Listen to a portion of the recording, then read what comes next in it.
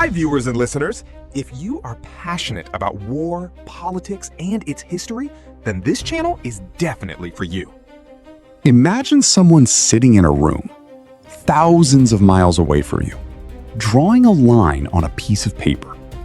Just a line. And that line decides where you'll be born, what language your children will speak, who your government will be, and maybe even whether your community survives. That's not a hypothetical. That's exactly what happened. And the effects? We're still living with them today. Let's go back to the early 1900s. The First World War had just torn the world apart. Empires that had stood for centuries were crumbling. And one of the biggest was the Ottoman Empire. This massive, centuries-old force that had ruled over much of the Middle East for more than 400 years. When it collapsed, it didn't just leave behind empty land. It left behind millions of people. Ancient communities, complex tribal networks, religious identities layered over each other for generations. And into that vacuum stepped Britain and France. Now, these weren't neutral parties just trying to help. They had interests, strategic, economic, political. They wanted control over trade routes, oil access, regional influence. So they sat down and, essentially, divided the map between themselves. You take this, we'll take that. Done. What came out of those meetings were the borders of what we now call Iraq, Syria, Jordan, Lebanon, and Palestine. Countries that today feel permanent, fixed, natural, but weren't. They were invented, drawn up in conference rooms in London and Paris by men who, honestly, had a pretty limited understanding of the people they were making decisions for. And here's where it gets really complicated. During the war, Britain had made promises, multiple promises, to multiple groups. Arab leaders who had risen up against Ottoman rule were told, "Help us fight and you'll get your independence." That was the deal. They held up their end. They fought. They bled. And then the war ended, and the promises got buried under political agreements made in secret. At the same time, Jewish communities were given the Balfour Declaration, a document that expressed British support for the establishment of a Jewish homeland in Palestine. And the Palestinians already living there? Well, they weren't really consulted. So you had Arab nationalists expecting independence, Jewish communities expecting a homeland, and European powers expecting control. All of them pointing to promises. All of them on the same land. You can already feel how this goes. The new borders that emerged didn't follow the logic of the people living inside them. They cut across tribal territories. They separated communities that had coexisted for centuries. They lumped together groups with deep historical tensions and called them a single nation.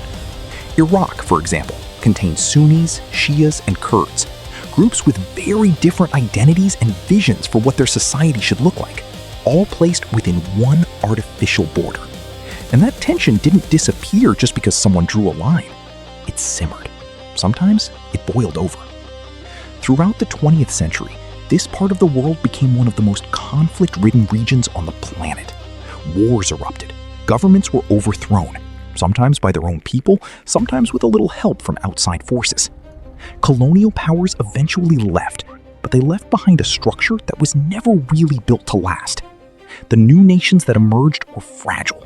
Their leaders often had to rule with force to hold together populations that had never really chosen to be one state.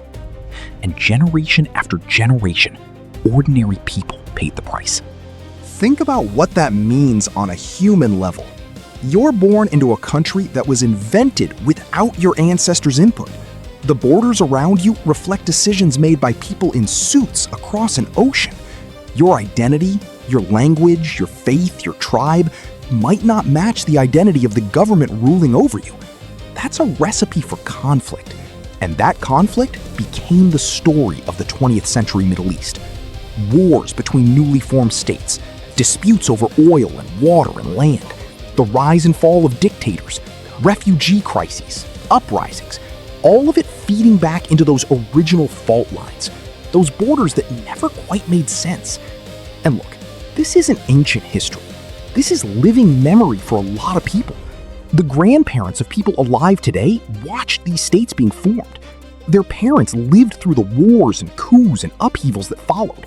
And the children of today are still navigating a world shaped by decisions made in the 1910s and 1920s. The Middle East you see on a map right now, that arrangement of countries, still largely reflects what those post-war powers designed. In some places, those borders have held. In others, they've been violently contested. In a few, they've effectively collapsed, with different groups controlling different territories regardless of what any official map says. What this story really is about, underneath all the politics and the history, is the weight of decisions. The weight that falls not on the people who make them, but on the people who have to live inside them. Because the men who drew those lines never had to. They went back to their comfortable offices. They moved on to the next issue on the agenda. The people of the region didn't get that luxury. And maybe that's the most important thing to understand.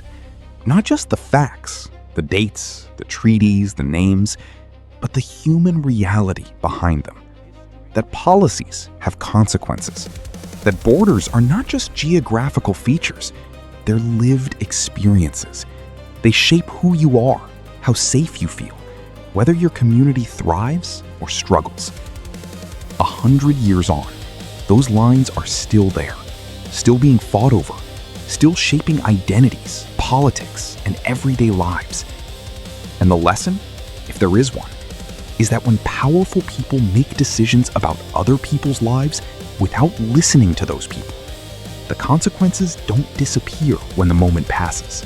Don't forget to share your thoughts on this in the comments. The legionaries if you held like the our line. content, be sure to like As our the videos siege and towers subscribe moved to our into channel. position, Your the presence fate means of a the lot city to us. was sealed.